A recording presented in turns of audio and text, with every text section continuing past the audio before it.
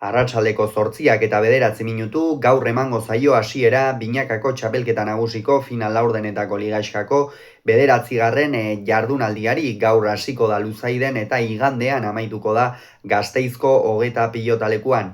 Hasi aurretik gogora ezagun sailkapena nola dagoen, Laso eta Albizu dira sailkapenaren buruan eta argi hemen datorren saltxari. Hurrengo 7 postuetan 7 bikote.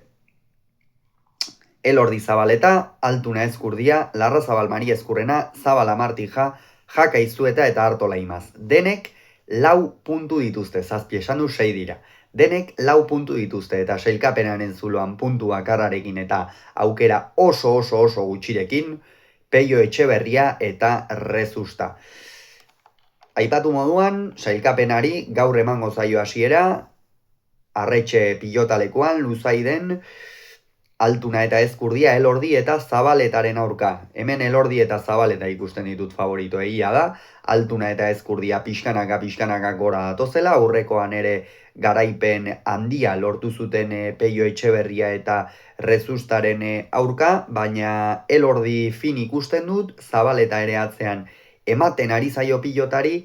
Eta Ezkurdia behartzen badute, nik uste behartuko dutela gainera, irabazteko aukera handiak dituzte Elordik eta Zabaletak. Altunak ikusiko dugu, ea zenbaterainoko abiadura sartzen duen aurrean, gerria sartu eta Zabaletari pilotak gaizto jartzeko moduan den aurrean abaguneak sortzeko, ikusiko dugu zer gertatzen den, baina hemen Elordi eta Zabaleta favorito.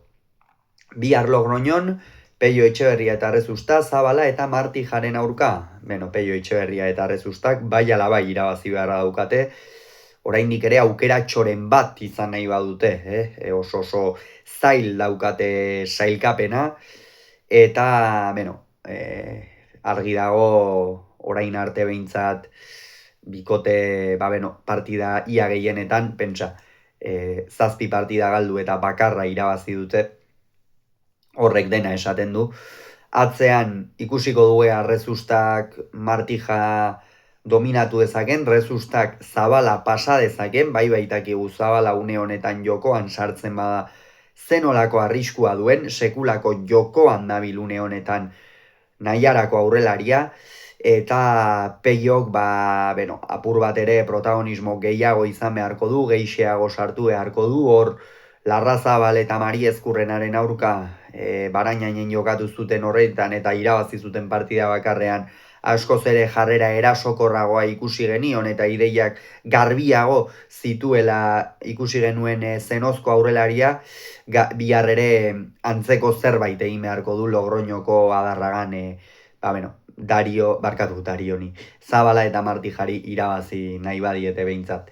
Etxebarrin hemen ordezko bat izango dugu, Jonander Peñak jokatuko du Imazekin, Larrazabal eta Mari Ezkurrenaren aurka, Larrazabal eta Mari Ezkurrena irtengo dira favorito, atzean Jonek agindu beharko luke, aurrean egia da, une honetan Jonander Peña bolada honean dagoela beserie mailan, baina noski lehen mailara itzuli, gainera atzean ere kolpez gutxiago den batekin, Mari Ezkurrena baino Imazekin, eta partida oso zaila da Peñarentzat, aurrean berriz Mari Ezkurrena ikusiko du, ea zenbateraino dominatzen duen, Larrazabalek aurrean ere ritmoa sardezan, baina horixe, Larrazabal eta Mari Ezkurrena favorito.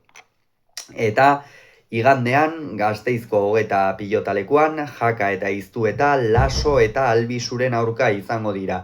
Hemen Laso eta Albizu ikusten ditut favorito, txapelketa ikeragarria jokatzen ari dira biak ala biak, Laso aurrean sekulako erritmoa sartzen, Albizuri laguntzen, Albizuri pilota txarrak entzen, sekulako jokoan da, Unai Laso, eta sailkapenean hori islatzen da, eta horrek noski Jonander Albizuri batetik partidako pilotakada gutxiago jotzera eramaten du, horrek freskotasuna ere ematen dio ataungo atzelariari, eta bestetik lasaiago aritzera ere.